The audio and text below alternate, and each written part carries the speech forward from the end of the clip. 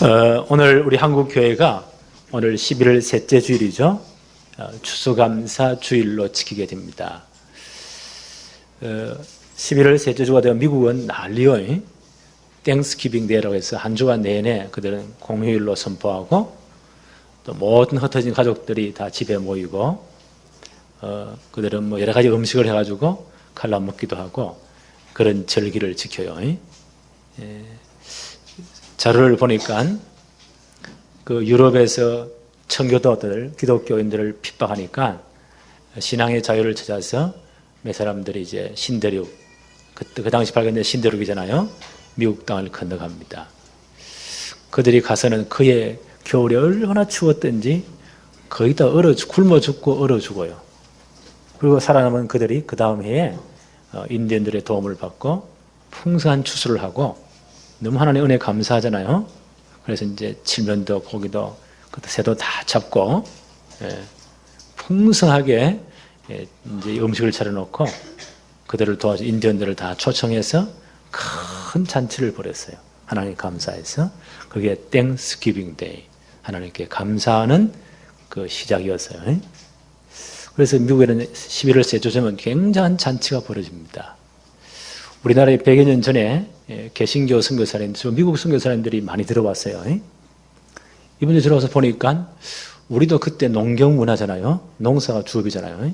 11월 달 되면 거의 모든 추수를 다 하고 모든 곡식들을 다 저장하고 과일들 다 저장하고 그렇게 한단 말이에요. 그래서 우리 한국 교회도 이런 귀한 전통을 세우자. 그래서 자료를 찾아보니까 1914년 총회가 결정을 해서 10월 셋째 주일을 추수감사 주일로 지켜서 그때의 우리 대한민국 그때 조선 말기죠. 농사가 주업이니까 모든 하나님께 주신 축복들을 다 감사하면서 그때는 거의 시골 교회가 많았잖아요. 그때는 뭐 살까만 뭐 다 들고 왔어요. 하여튼 과일도 막 짊어지고 이고 이래 와서 교회 갖다 놓고 큰 잔치를 했다고 합니다. 지금 여기 농사 짓는 사람 몇 사람들 없죠? 취미로 하는 거 외에는 그렇죠. 그러니까 이제 많이 우리 사회가 많이 변화됐어요. 그러나 한국교회가 지키는 좋은 전통이에요. 한 해 은혜에 감사하면서 한 해 동안 축복하시며 감사하면서 이런 감사의 주의를 지키는 것 좋은 전통이라고 생각되죠. 그래서 오늘 이렇게 다 차려놨잖아요. 그래서 이제 이 꽃도 너무 아름답게 장식을 했어요. 이 작품에 이거는요. 사진 다 찍어 가세요. 그리고 오늘 가지고 온 거 다 갈라 잡숫고 그래 돌아가시기 바랍니다. 이게 추수감사 주일의 의미입니다. 우리는 지금 성전, 솔로몬의 성전 건축을 놓고 계속 말씀을 생각하는 중입니다. 이스라엘 역사상 한 400년 좀 넘는 그 다윗의 왕조, 유다 왕조가 한 400년 좀 넘어요. 이시조선, 이조 왕조가 몇 년이죠? 500년이에요.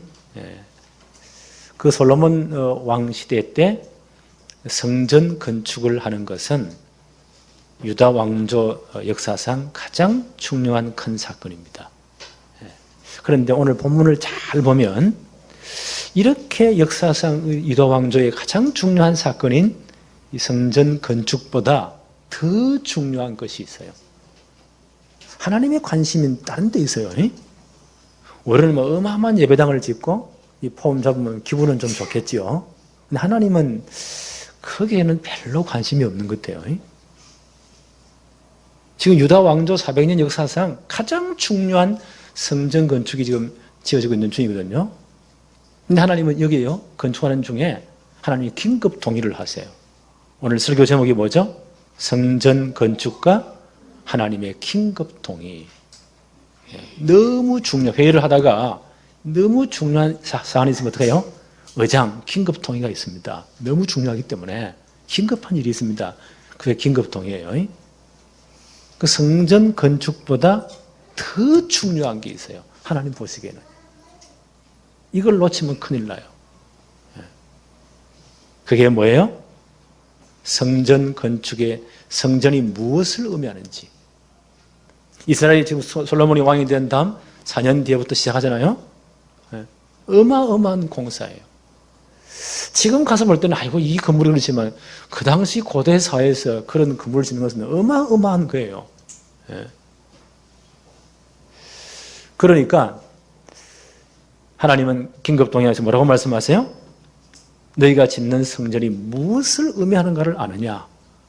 그걸 먼저 알아라는 거예요. 그리고 왜 이렇게 참 나라의 국력을 다 동원해서 성전을 왜 건축해야 되는가?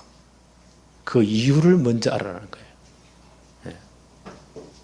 성막, 성전은 같은 개념이에요. 성막은 그들이 광야 출애굽 이후에 광야 40년 동안 성전 지기 전까지 임시 건물이에요. 그게 천막으로 되어 있어요. 이동식으로. 그리고 이제 가나안 들어와서 다윗 왕조가 세워졌잖아요. 그럼 더 이상 이동하지 않으니까 고정식 건물이 세워져야 돼요. 그래서 성막, 성전은 같은 개념이에요. 결론부터 말씀합시다. 성막, 성전이 뭐예요? 창세기 3장 15절. 하나님은 처음부터 복음을 주셨죠. 원복음. 창세기 3장 15절. 원복음의 주인공이신 예수 그리스도와 그가 완성하실 복음을 설명하는 하나님 주신 완벽한 시청각 교재가 성막, 성전이에요. 다시 한 말씀드립니다. 굉장히 중요한 거예요. 이거 놓치면 큰일 나. 성경 다 놓친다니까. 성막, 성전의 개념을 이해 못하면 성경 3분의 1을 이해 못해요. 그만큼 중요해요. 성막, 성전이 뭐라고요? 장차 오실 예수 그리스도와 그 성막을 짓는 그 시점부터 이야기하는 겁니다. 성전 짓는 그 시점으로 볼 때 장차 오실 성막의 성전의 주인공이신 예수 그리스도와 그가 완성하실 복음을 설명하는 하나님 주신 완벽한 시청각 교재. 그게 성막, 성전이에요. 그래서 이들은 뭐 해야 되죠? 성전 짓고 나서 그 성전 중심의 예배를 통해서 누구를 바라봐야 돼요? 장차 오실 예수 그리스도를 바라봐야 돼요. 창세기 3장 15절에 주인공이신 그리스도를 바로 바라봐야 돼요. 그리고 그 복음을 제대로 깨달아야 돼요. 복음 붙잡아야 돼요. 그리고 하나님의 말씀에 순종하는 삶을 살아야 돼요. 성전 중심으로, 다시 말하면 그리스도 중심으로 하나님의 말씀에 순종하는 삶. 더 쉽게 말하면 전도자의 삶을 살아야 돼요. 이것이 성전을 주신 중요한 이유입니다. 하나님이 건물을 지금 막 건축을 시작하잖아요. 그때 하나님 긴급 동의를 하세요. 잠깐! 너무 중요하니까 잠깐! 너희가 짓는 성전이 무엇인 줄 아느냐? 왜 성전을 지어야 되느냐? 이유를 깨달으라는 거예요. 안 그러면 어디에 꼬여야 되죠? 이 건물에 꼬여요. 그들이 얼마나 노력을 많이 했나요? 헌금도 많이 했잖아요. 거기에 온통 마음 뺏겨버려요. 그럼 이 건물이 우상되어버려요. 그러면 싹 같이 다 망해버려요. 오늘 이 개념을 이해하시겠어요? 나는 오늘 이 설교 굉장히 중요하다고 생각해요. 그래서 이 성전 건축의 구속사적인 의미 1번입니다. 성전 건축의 구속사적인 의미. 열왕기상 6장 1절을 볼까요? 이스라엘 자손이 애굽 땅에서 나온 지 출애굽이잖아요. 480년이요. 출애굽 이후 480년. 솔로몬이 이스라엘 왕이 된 지 4년 후에 12월 곧 둘째 달에 솔로몬이 여호와를 위하여 성전 건축하기를 시작하였더라. 근데 성전 건축을 뭐부터 기점을 잡죠? 출애굽부터 기점을 잡아요. 그러면 성전 건축과 출애굽이 굉장히 긴밀한 관계 있다는 거죠. 네. 출애굽 연대가 BC 예수님 오시기 전 1446년이에요. 예수님 오시기 전 1446년 출애굽을 해요. 그로부터 출애굽부터 480년 후에 솔로몬이 왕이 된 지 4년 만에 4년 동안 모든 준비를 하고 조직을 하고요. 4년 만에 그 연대가 BC 966년이에요. 솔로몬이 이제 성전 건축을 시작합니다. 그럼 출애굽과 성령과 중에 긴밀한 관계 있죠? 그럼 출애굽의 목적이 뭐예요? 그것부터 알아봐야 되겠죠?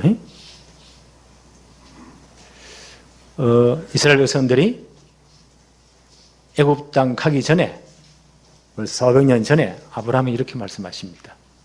창세기 15장 13절 14절. 창세기 15장은 하나님이 아브라함과 언약을 맺으시는 장면이에요. 아브라함이 75세 때 하나님께서 부름받았는데 가나안 땅 왔는데 아직까지 자식이 없단 말이에요. 하나님 분명히 뭐라고 약속했어요? 내 씨로 말미암아 천하 만민이 복을 받겠다. 반드시 아브라함의 혈통으로 창세기 3장 15절 그리스도 오게 하겠다. 그로 말미암아 천하 만민이 복을 받는 역사를 하겠다. 약속하셨거든요. 그래서 이 가나안 땅을 너와 네 자손들에게 준다. 그게 아브라함이 주신 언약이에요. 근데 아브라함이 하나님 자식을 안 주잖아요. 아들 안 주잖아요. 아브라함이 회의가 생겨요. 그래서 양자를 들을 생각을 해요. 다메섹 사람 엘리에셀이라는 아주 신실한 청년을 내가 양자로 삼겠습니다. 그때 하나님 아브라함에 나타나셨어요. 아니야. 내가 창세기 3장 15절의 계보를 이어갈 그 사람은 다메섹 엘리에셀, 네가 양자로 삼기로 한 그 청년이 아니고 반드시 너와 사라의 몸을 통해서, 네 몸을 통해서, 날짜를 통해서 메시아 계보를 창세기 3장 15절의 주인공이신 그리스도 계보를 이어나가게 하겠다. 그래서 아브라함을요 밤에 바깥에 이끌어내세요. 저 하늘의 별들을 보라. 수없이 많잖아요. 네 자손이, 네 몸에서 날 자손이 이와 같이 많을 것이다. 너와 나와 언약을 맺자. 그 당시 고대 근동 지역에 언약 맺는 습관이에요. 조약을 맺는 습관. 한 나라 전쟁하면 한 나라는 이고 한 나라는 지잖아요. 그러면 이제 이긴 나라가 진 나라 왕을 불러놓고 일방적인 조약을 맺어요. 그런데 그 사람들의 어떤 습관은 산 짐승을 반을 쪼개요. 그럼 그 쪼갠 고기를 마주 대놔요. 그러면 그 중간에 피가 굉장히 고였겠죠? 그럼 조약을 맺을 때 내용이 1년에 금을 얼마씩 바쳐, 양식을 얼마 바쳐, 이런 조약을 쭉 맺잖아요? 그래 놓고는 그 조약 맺은 당사자가 둘이 쪼갠 짐승 사이로 피를 밟고 지나가요. 그게 피의 언약이에요. 만약 상반간에 조약을 파괴하거나 지키지 않으면 이 짐승같이 죽음을 면치 못할 것이다. 죽음을 담보한 언약이에요. 그래서 히브리어에는요 언약을 자르다 그런 표현이에요. 또 서양인들은 언약을 세우다, 뭘 돌 세워 언약 맺는가 봐요. 우리 한국 사람들은 언약을 맺다 이래가 손가락 걸잖아요. 그 습관 따라 언어가 달라졌죠. 하나님 횃불 언약을 맺었어요. 그래서 너와 나와 언약을 맺자. 아브라함이 반드시 네 씨로 말미암아 창세기 3장 15절에 그 메시아를 있게 하겠다는 거예요. 그래서 이 땅을 주겠다는 거예요. 이 땅에 그리스도 보내겠다는 거예요. 하나님 반드시 지키겠다는 거예요. 너와 나 생명으로 이 언약을 세우자는 거예요. 그래서 이제 짐승을 잘라라. 하나님이 타는 횃불로 임해서 쪼갠 고기새로 지나가시잖아요. 그게 횃불 언약이에요. 반드시 지키겠다는 거예요. 그때 아브라함에게 이 언약을 맺으면서 하신 말씀입니다. 창세기 15장 13절 14절에 너는 반드시 알아라. 너의 자손이 이방에서 객이 되어가지고 그들을 섬길 것인데 그들은 400년 동안 내 자손을 괴롭게 할 것이다.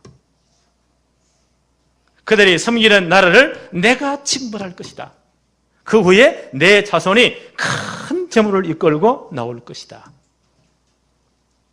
창세기 15장 16절에는요 내 자손이 4대 만에 이 땅에 돌아올 것이다 라고 하나님이 분명히 말씀하세요. 이 성전 짓기 전에, 아니 1000년 전이요, 그때 하나님 말씀하세요. 이 말씀대로 그들은 이스라엘 백성들은 애굽에서 종이 되잖아요. 한 400년 동안 종살이해요. 그 4대 만에 그 가나안 땅에 다시 돌아와요. 그리고 창세기 28장은 야곱이 그 형 에서를 피해서 자기 외갓집 하란으로 도망가는 장면이에요. 형님이 죽인다고 칼을 들고 설치니까 야곱이 장자권을 빼앗았잖아요. 원래 에서는 전혀 관심 없는 친구인데 열받쳐가지고 이놈 새끼 죽인다고 칼도 설칩니다. 야곱이 그를 만나서 지금 튀는 거예요. 그러다가 국경 지역에 베델에서 너무너무 피곤해 쓰러져 잠을 잡니다. 얼마나 기도했을까요? 그날 밤 하나님이 꿈에 사닥다리에 놀라운 그 환상을 보이시면서 야곱에게 나타나셨어요. 야곱아, 나는 너의 할아버지 아브라함의 하나님, 너의 아버지 이삭의 하나님이다. 내가 너와 함께 하겠다는 거예요. 이 땅 전체를 네 자손에게 줄 것이다. 너의 자손이 땅에 티끌같이 많아져서 동서남북 편만하게 퍼져나갈 것이다. 내 자손으로 말미암아 천하 만민이 복을 받을 것이다. 그게 무슨 내용이에요? 반드시 네 씨를 통해서 창세기 3장 15절의 주인공 그리스도를 보내어서 그런 말미암아 천하 만민이 복을 받겠다는 거예요. 그래서 내가 지금 그 땅에 가지만 반드시 너를 이끌어 다시 돌아오게 하겠다. 그것이 야곱과의 약속이에요. 이걸 사다리 언약이라고 해요. 그리고 야곱이 이제 20년 때 돌아오잖아요. 가나안 땅에 갈 때 그 아들, 사랑하는 아들 11번째 아들 요셉이 야곱의 종으로 팔려요. 하나님의 엄청난 계획이 있거든요. 거기서 여러분 잘 알죠? 요셉이 총리가 됩니다. 천하가 기근들을 다 굶어 죽어요. 그때 요셉이 자기 가족들을 이민 초청하지요. 애굽으로 70명 가족이 이민 가요. 그때 야곱이 하나님께 기도합니다. 그게 창세기 46장에 기록되어 있어요. 하나님 가도 됩니까? 국경 지역에 와가지고 기도합니다. 그때 하나님 뭐라고 말씀하십니까? 애굽으로 내려가라. 창세기 46장 3절 4절에 하나님이 이러시되 나는 하나님이라 내 아버지 하나님이 내 아버지 하나님이니 애굽으로 내려가기를 두려워하지 말아라. 내가 거기서 너로 큰 민족을 이루게 하리라. 내가 너와 함께 애굽으로 내려가겠고 반드시 너를 이 땅으로 다시 올라오게 할 것이다. 라고 하나님이 약속하세요. 애굽으로 가라. 거기서 너를 애굽에서요. 이스라엘을 그때 야곱의 아들들이 12명이죠. 하나님 한 지파씩 만드는 거예요. 그래서 애굽에서 큰 민족을 만들겠다. 자, 굉장히 어려운 건데 잘 한번 들어보세요. 이게 중요한 거예요. 하나님이 아담부터 야곱까지는요. 하나님의 구원 계획을 창세기 3장 15절에 그 주인공을 보내실 계획을 한 개인에게 연결시켜요. 개인을. 아브라함의 아들들이 꽤 많았잖아요. 다 잘라내버립니다. 누구만요? 이삭만 언약의 계보를 이을 아들로. 이삭의 아들이 쌍둥이 아들 둘이죠. 에서와 야곱. 에서는 다 잘라내버려요. 한 사람씩 연결되어 와요. 그런데 야곱 때에 와서는요. 12아들이 생겨요. 한 명도 잘라내지 않아요. 그들을 가나안 땅에 놔두지 않고 애굽 땅에 집어넣어요. 가나안의 그 죄악에 물들지 않기 위해서. 그래서 그 12지파를 만들어서 한 민족을 형성해요. 그게 애굽에서 집어넣어요. 민족을 형성해요. 이래가지고 한 400년 만에 어마어마한 숫자가 벌어나요. 애굽이 그냥 풍요했거든요.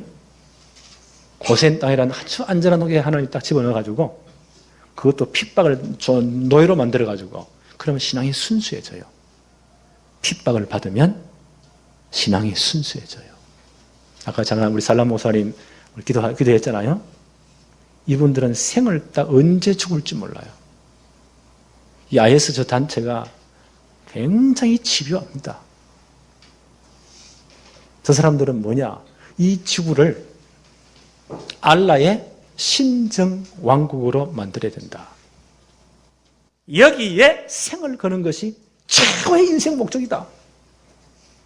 이걸 반대로는 무조건 다 죽여라. 프랑스가 저 이슬람에 대해서 많은 지금 공격을 했거든요. 본을 보여. 만약 우리를 건드리면 이래 된다는 본을 보인 거예요. 지난 금요일날 보세요. 이 파리가 지금 난리 났잖아요. 그 좁은 도시가. 예. 앞으로 점점 더 할 거예요. 살람 목사님 그 가족 교인들이 얼마나 지금 두렵겠어요. 그런데 봐요. 우리보다 신앙은 훨씬 더 좋아요. 핍박을 받으면 신앙이 순수해져요. 간절해져요. 우리는 지금 몇 자리 막 비었잖아요. 핍박받는 살라모사인 교회는 한 자리도 안 비었을 거야. 다 옵니다. 왜요? 간절해지니까. 배가 불러지면 달아간다니까. 네. 그래서 애굽에 집어넣어가지고요, 고통을 당하게 해서 순수한 신앙, 혈통이 섞이지 않게 해서 민족이 형성돼요. 그게 한 400년쯤 돼요. 그리고 대민족이 되었을 때 그들을 끄집어내요. 가나안을 정복하게 만들어요. 그래서 그 땅을 차지하고 거기서 누구를요? 창세기 3장 15절의 주인공이신 그리스도를 기다리게 만들어요. 이게 하나님의 구원 계획이에요. 네. 그래서 유월절을 지키게 만들고 양의 피 바르는 그날 애굽의 모든 가정의 짐승이나 사람의 첫 새끼, 첫 아들을 다 죽여버려요. 그런데 양의 피 바른 누구를 의미하죠? 오실 메시아 그리스도를 의미해요. 그 전에 있는 가정은 다 살았어요. 그날 밤 빠져나왔어요. 출애굽기 12장 40절 41절 보니까 그때 여호와의 군대로 이들이 나오는데 몇 명이었다고요? 남자만, 장정 20세 이상 된 남자만 60만이 넘어요. 그들이 애굽을 빠져나옵니다. 네. 그리고 가나안을 정복합니다. 그 가나안을 정복하고 거기서 창세기 3장 15절의 주인공은 그리스도를 바라봐야 돼요. 이 소식을 만방에 증거해야 돼요. 이게 출애굽의 목적이에요. 그 출애굽한 지 480년이 지난 그날 솔로몬이 왕이 된 지 4년 만에 성전 건축이 시작돼요. 성전은 누구라고요? 장차 오실 예수 그리스도와 그가 완성하실 복음을 설명하는 완벽한 시청각 교제예요. 그래서 성전 건축을 왜 해야 되냐? 성전 건축을 통해서 출애굽의 목적이 완성되는 거예요. 출애굽의 목적이 뭐죠? 이스라엘 백성들이 가나안 정복하고 하나님이 처음부터 주신 원복음 창세기 3장 15절의 주인공을 전 백성이 바라봐야 돼요. 이 소식을 천하만국에 증거해야 돼요. 그게 출애굽의 목적이에요. 지금 성전이 안 지어졌잖아요. 성전이 지어짐으로 출애굽의 이 목적이 온전히 성취되는 거예요. 그래서 성전은 중요한 거예요. 이 축복을 다윗도 못 누렸다니까요. 다윗의 평생 소원이 성전 건축하는 거예요. 얼마나 이 간절했으면요, 시편에 나오잖아요. 나의 소원이 하나 있습니다. 내가 성전 건축하고 그 성전의 문지기, 그 성전에 수위 알시하는 것이 내 소원입니다. 라고 다윗이 말할 정도였어요. 출애굽의 목적을 이해했기 때문에. 그래서 성전 건축은 출애굽의 목적으로 완성하는 거예요. 그리고 그 중요한 것은요, 이제 복음이 천하만국에 땅 끝까지 전거되는 것을 통해서 성전 건축의 이 모든 목적이 완성되는 거예요. 이해하셨죠? 성전은 뭐라고요? 장차 오실 예수 그리스도와 그가 완성하실 복음을 설명하는 하나님 주신 완벽한 시청각 교제예요. 이해하셨죠? 그럼 성전 건축에서 누구를요? 성전 예배를 통해서 그리스도를 바라봐야 돼요. 복음을 붙잡아야 돼요. 그 복음에 진짜 합당한 삶을 살아야 돼요. 이게 성전 건축의 목적이에요. 오늘 성전의 크기가 얼마나 큰가 2절 6절에 자세히 나와 있죠. 2절 한번 보세요. 솔로몬 왕이 여호와를 위하여 건축할 성전은 길이가 60규빗, 너비가 20규빗, 높이가 30규빗이며 성전 성소의 앞 주랑의 길이는 성전 너비와 같이 20규빗이요 그 너비는 성전 앞에서부터 10규빗이며 성전을 위하여 창틀 있는 북박이 창문을 내고 5절에 또 성전 벽 곧 성소와 지성소의 벽을 연접하여 돌아가며 다락을 건축하되 다락마다 돌아가며 골방들을 만들었더라. 자, 이게 이해가 잘 안 되죠? 혹시 그림을 지금 띄울 수 있나요? 한번 볼까요? 그림을 보는 것이 좀 좋겠어요. 전체 이해하시라고. 이게 성전의 모습, 이제 상상해서 그려놓은 성전 모습이에요. 뒤에 잘 보이시나요? 잘 안 보여요? 그 다음 그림 한번 봅시다. 그 다음 그림 좀 대충 보입니까? 이게 성전 모습이에요. 이제 이 역사적 여제 고정을 통해서 학자들이 이렇게 이제 이런 모습일 것이다라고 추정해서 해놓은 거예요. 전체 이 높이가 30규빗. 그러니까 30규빗이면 15m 되죠. 한 규빗은 요 어른들, 장성한 어른들의 팔꿈치부터 요 손가락 요 끝까지 요게 한 규빗이에요. 근데 강목사는 키가 작으니까 작겠죠. 키가 큰 서양인들은 또 크겠죠. 그럼 이게 몇 센치냐? 이건 큰 소리 치는 놈이 1등이라 안 그래요? 대충 보니까 한 45cm, 6cm, 뭐 50cm라는데 계산하기 좋게 50cm로 합시다. 예. 그러면 높이가 30규빗이니까 몇 메다예요? 15m. 이 전체 길이가 60규빗이니까 몇 메다예요? 30m. 요 폭 넓이가 20규빗이니까 몇 메다요? 10m. 그런 정사각형이에요. 예. 옆에 보니까 이제 똑 튀어나온 게 있잖아요. 뺑둘러. 거기에 3층으로 다락을 뺑둘러 이렇게 해놨어요. 예. 요게 이런 모습이었다. 그 다음 그림 봅시다. 네. 뚜껑을 싹 없애버리면 이런 그림이었다. 네. 그 다음 봅시다. 네. 가장 중요한 것은요, 좀 이따 나올 건데, 요 성전이 세워진 곳이 어디냐? 모리아 산의 이삭, 불신자면 이삭입니다. 이삭이 일어났네요. 네. 아마 영어 표현을 저렇게 쓴 것 같아요. 희생제사바위. 창세기 20에 나오는 창세기 22장에 아브라함이 모리아산 정상에다가 이삭을 바치잖아요. 그 장소에 성전이 세워져요. 오늘 여기까지 봅시다. 네, 그 다음 설명하기라고. 성전의 크기 대충 이해됐죠? 길이가 60규빗에 30m, 요 폭이 20규빗이니까 10m, 높이가 30규빗에 15m 이런 정사각형이에요.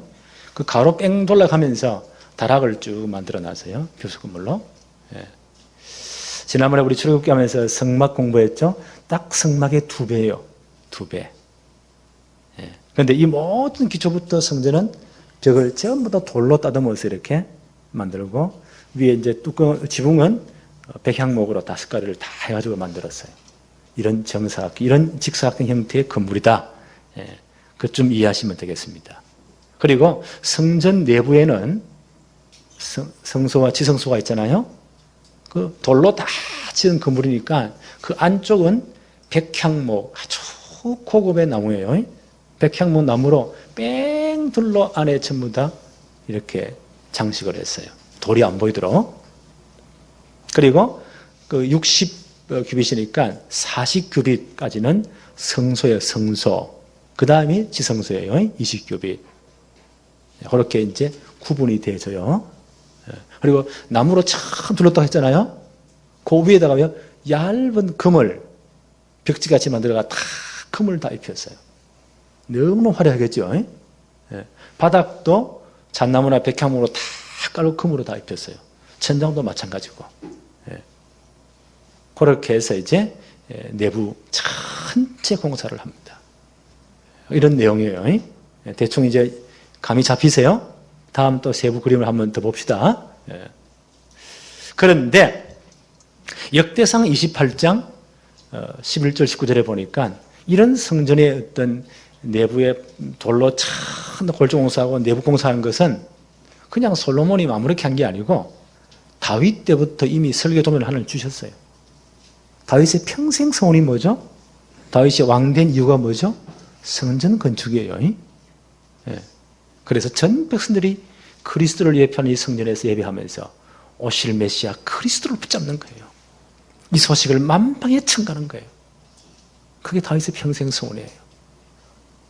그래서 하나님은 다윗에게 이 성전 전체에 대한 설계도면을 이미 다 주셨어요. 그걸 죽기 전에 역대상 28장 19절, 11절, 19절에 보니까 솔로몬에게 다 넘겨줍니다. 다윗이 평생 동안 이 성전지을 돈 헌금 다 해놓고, 그렇죠? 여기 엄청난 게 들거든요. 그 설교도면 다 하나님께 받아서 그걸 솔로몬에 전부 다 넘겨줍니다. 이렇게 솔로몬이 이제 왕이 된 지 4년 만에 건축이 시작되는 거예요. 몇 년 동안 건축되었다고요? 7년 동안. 자, 두 번째, 이게 더 중요합니다. 어디에 성전이 세워졌는가? 역대하 3장 1절에 보니까 솔로몬이 예루살렘 모리아 산에 여호와의 전 건축하기를 시작하니 그곳은 전에 여호와께서 그의 아버지 다윗에게 나타나신 곳이요 여부서 사람 오르난의 타작마당에 다윗이 청한 곳이더라. 이 성전이 어디에 세워진다고요? 모리아산 정상에 오르난의 타작마당에 전에 하나님이 다윗에게 나타나신 그곳에 세워졌다. 아까 그림 봤죠? 예. 그 여장소는 어디냐? 좀 더 거슬러 올라가야 돼요. 아브라함 때에 창세기 20장에 보니까 그때 아브라함이 주신 아들 이삭이 15. 그런 티네이저입니다. 하나님이 아브라함에 말씀하시죠. 네가 100세에 낳은 아들 하나밖에 없는 독자 그놈을 데리고 내가 지시하는 땅 모리아 땅의 한 산에 가서 그게 모리아 산이에요. 그 정상에서 그를 번제로 드려라. 말도 안 되는 소리를 해요. 이미 아브라함은 언약 받았잖아요. 내 씨로 말미암아 천하 만민이 복을 받을 것이다. 메시아가 보여질 것이다. 그 아들이에요. 하나님 마지막 테스트를 하는 거예요. 네가 진짜 하나님의 언약을 진짜 붙잡았느냐? 반드시 네 씨를 통해서 창세기 3장 15절 주인공 올 것이다. 그로 말미암아 천하 만민이 복을 받을 것이다. 복음 이루어질 것이다. 그리고 복음은 땅끝의 모든 족속에 정될 것이다. 이 사실을 진짜 네가 믿느냐? 아들의 생명을 담보하고 내 믿느냐? 그 테스트예요. 아브라함이 여기에 순종을 해요. 그 모리아 땅에 가잖아요. 그 산에 올라가잖아요. 하나님 지시한 땅, 곳에 거기 가잖아요. 아들을 꼭 묶어 가지고는 나무에 벌려놓고 칼을 치잖아요. 하나님이 얼마나 급했던지 천사를 보내서 아브라함은 손을 탁 잡으십니다.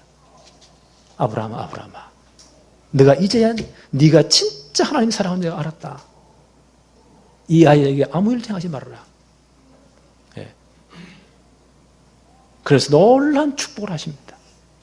내 씨로 말미암아 천하 만민이 복을 받겠다. 반드시 내 씨로 말미암아 창세기 3장 15절의 주인공 그리스도 오게 할 것이고 그로 말미암아 천하 만민이 복을 받을 것이다. 이것 때문에 이 가나안 땅은 너에게 줄 것이다. 네 후손에게 줄 것이다.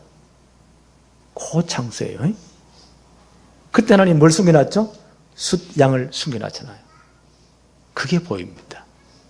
그 양을 끌고 와서 아들과 아버지가 함께 번제를 드리면서 오실 메시아 그리스도를 바라본 그곳, 그 장소예요. 지난번 우리가 사무엘하 공부할 때 사무엘하 24장에 보니까 다윗의 말년에 이 양반이 한가 교만했는지요?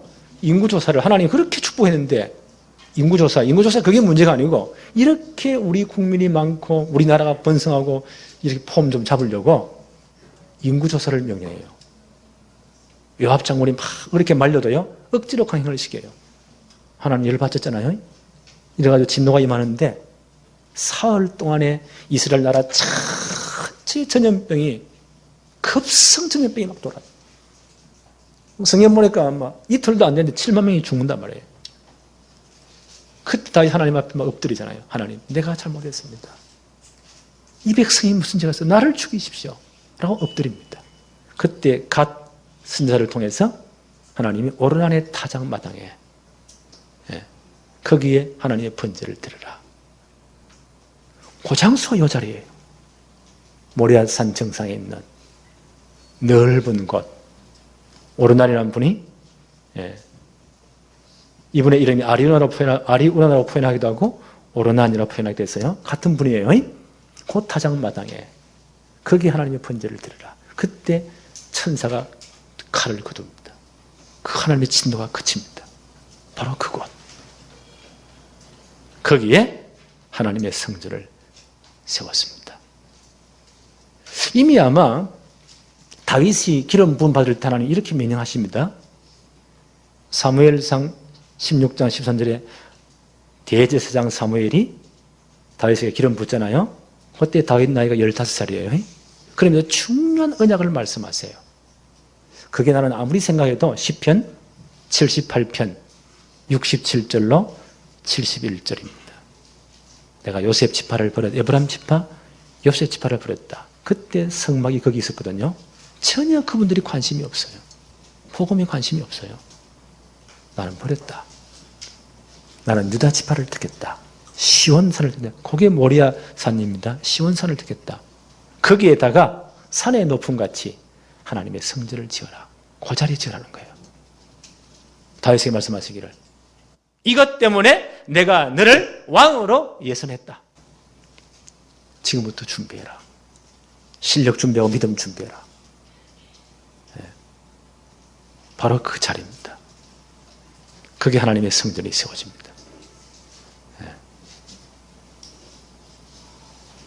자, 이 성전이 세워질 때 하나님 긴급 동의를 해요. 보세요. 그 40년간 다윗이 준비를 했죠. 헌금 준비하고 다 준비하고 죽기 전에 설교사면 다 하나님께 받아서 준비해서 솔로몬에 다 넘겨주는 거예요. 그 솔로몬이 왕된 지 4년 만에 이제 모든 준비를 하고 성전 공사가 지금 시작되는 거예요. 대단한 일이잖아요. 그 시작될 때에 세 번째 보세요. 하나님이 긴급 통일을 하십니다. 잠깐 공사 멈추고 내 말을 좀 들어봐라는 거예요. 너무 중요하기 때문에 잠깐. 그 긴급 통일의 내용이 무엇입니까? 열왕기상 6장 11절로 13절 성경 다 봅시다. 열왕기상 6장 11절로 13절 여호와의 말씀이 솔로몬에게 임하여 이르시되 내가 지금 이 성전을 건축하니 내가 만일 내 법도를 따르며 내 율례를 행하며 내 모든 계명을 지켜 그대로 행하면 내가 내 아버지 다윗에게 한 말을 내게 확실히 이룰 것이요 내가 또한 이스라엘 자손 가운데에 거하며 내 백성 이스라엘을 버리지 아니하시리라 하셨더라. 하나님이 긴급 통일을 하세요. 너무 중요하기 때문에. 그 내용이 뭐예요? 아들 솔로몬 대에 다윗에게 약속하기를 성전 건축하게 할 것이다. 그리고 그 성전의 실체인 창세기 3장 15절의 주인공인 그리스도를 다윗에서 너의 자손으로 보낼 것이다. 그게 다윗 언약이에요. 그리고 그 나라를 영원히 경고하게 할 것이다. 솔로몬에게 이 언약을 기억해라는 거예요. 네 아버지 다윗에게 한 그 언약을 기억해라는 거예요. 반드시 아브라함과 다윗을 통으로 메시아 족보가 이어집니다. 이 사실을 기억해라. 그리고 이 복음은 땅끝까지 모든 수에 증거돼야 돼요. 이것 때문에 성전을 짓는 것이다. 그 성전 예배를 통해서 전 백성들이 오실 메시아 그리스도를 바라보고 그 하나님 말씀대로 삶을 살아라. 이것이 성전을 주신 목적이다. 하나님이 긴급 동의를 하세요. 역대하 7장 17절 18절에 성전이 다 짓고 지은 후에 성전 봉헌 예배를 드린 다음에도 하나님이 솔로몬에 똑같은 말씀을 하세요. 내가 다윗에 한 언약을 그 기억해라. 성전을 왜 짓게 한다고요? 그리스도 바라보라고. 창세기 3장 15절의 주인공이신 그리스도를 제대로 바라보라고. 그리고 복음 제대로 붙잡으라고. 그리고 말씀에 순종하는 삶을, 전도자의 삶을 살으라고. 그래서 성전을 주신 것이다. 이걸 절대로 잊지 말아라. 그러면 너희의 나라가 영원히 경고할 것이다. 그 말이에요. 이 성전은 누구를 예표한다고요? 오실 메시아 그리스도, 예수 그리스도와 그가 완성할 복음을 예표해요. 그리고 또한 성전은 신약시대에 와서 그 복음을, 예수 그리스도를 영접한 하나님의 백성된 우리가 성전이에요. 왜요? 주의 성령이 내 마음속에 와 계시기 때문에 내가 성전이에요. 이해하시겠어요? 네. 그 성전된 하나님의 백성들이 모인 이 무리가 하나님의 교회예요. 교회는 건물이, 이거는 예배당, 예배드리는 처소, 예배당이라고 해요. 이건 성전이 아니에요. 한국교회가 굉장히 많은 착각을 하고 있어요. 엄청난 건물이고 포함되어 이게 성전이라고. 그거 영원히 안 무너져야 되게? 돈 갚으면 팔아먹잖아요. 그러지요? 그건 예배당 처소예요. 건물이에요. 거기 하나님 계시는 게 아니에요. 성전된 성도들의 모임, 요 무리, 요 모임에 하나님 함께 하세요. 성령이 함께 하세요. 그걸 교회라고 하고 그리스도의 몸된 교회 혹은요 하나님의 집, 성전 그렇게 표현했어요. 이해하시겠어요? 오늘 이 메시지가 굉장히 중요해요. 다 이해하셨습니까?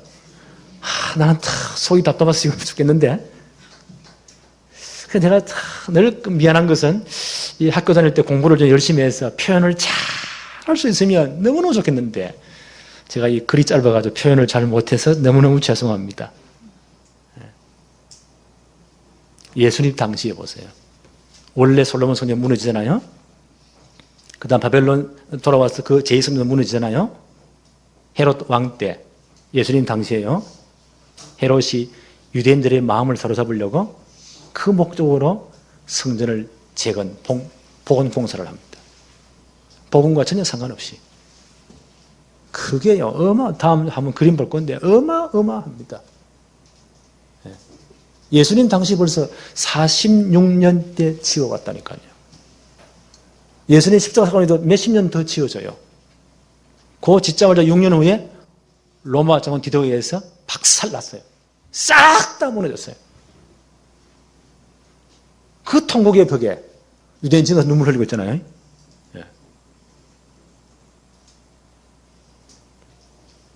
그 성전을 보고 예수님 뭐라고 말씀하십니까? 요한복음 2장 19절로 21절에 예수께서 대답하여 이르시되 너희가 이 성전을 헐으라 내가 사흘 동안에 일으키리라. 유대인들이 깜짝 놀랍니다. 아니 이 성전이 헤롯의 그 전대부터 그 윗대 아버지부터 46년째 지금 지어오고 있거늘 계속 지금 공사 중이에요. 네가 사흘 동안에 일으키겠느냐? 말도 안 되는 소리다 이죠. 이거는 신성모독이고 성전모독이다. 예수님 십자가에 못 박은 죄목이 이거예요.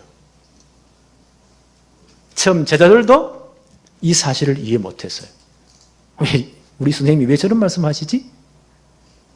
그런데 예수 그리스도의 십자가 부활 사건을 체험한 다음 그들이 이해했어요. 죽은 자 가운데 살아나신 후에야 제자들이 말씀하신 것을 기억하고 성경과 예수께서 하신 말씀을 믿었더라. 성전된 자기 육체를 가리켜 말씀하시구나. 그리스도 이해 못하고 복음 이해 못하고 헤롯이 보세요. 자기 정치적인 야욕을 가지고 지은 성전 무너져야 돼요. 돌 하나 도리에 남지 않고 싹 다 무너진 겁니다. 성전의 의미를 잘 이해해야 돼요. 왜 줬죠? 복음 깨달으라고. 그리스도를 제대로 이해하라고. 그리고 그 언약 붙잡고 말씀 순종의 삶을 살아라고. 그게 성전 주신 이유예요. 하나님이 긴급 동의를 하세요. 이거 잊어버리지 말아라. 더 쉽게 말해볼게요. 정말 예수 그리스도 십자가에 완성하신 복음을 각인시켜라. 너희 마음 영혼 속에 각인시켜라. 각인 알지요? 돌에다가 정을 쪼가 글을 새기는 게 각인이라고 해요. 절대 변치 않도록 복음을 각인시켜라. 그 각인된 복음을 너희 영혼 중심에 진짜 뿌리를 내려라. 복음에 완전 체질화시켜라. 그게 성전 주신 목적이에요.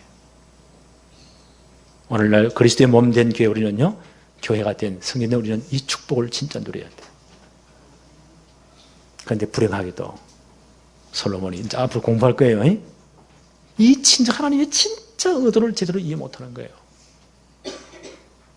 솔로몬 왕이 죽고 난 다음 나라가 망해버립니다. 비참하게 돼버립니다. 400년 왕조가 망할 때 이 성전 다 무너져 버립니다. 말씀의 결론을 맺읍시다. 오늘 우리 교회 해야 될 가장 중요한 일이 뭐예요? 복음 제대로 깨닫는 거예요. 이 복음을 모든 성들의 가슴 속에, 영혼 속에 각인하는 거예요.